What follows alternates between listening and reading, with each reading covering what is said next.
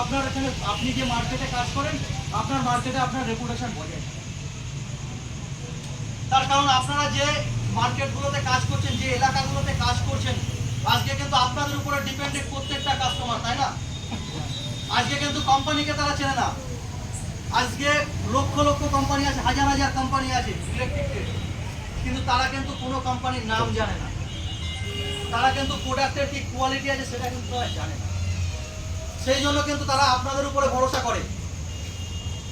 95% customer আজকের দিনে কিন্তু আপনাদের উপরে ভরসা করে, আর 5% কাস্টমার আছে যারা বাড়ির দিয়ে ধূপধুনো দিয়ে বেরোয় যে আমি এই কোম্পানির প্রোডাক্টই লাগাবো।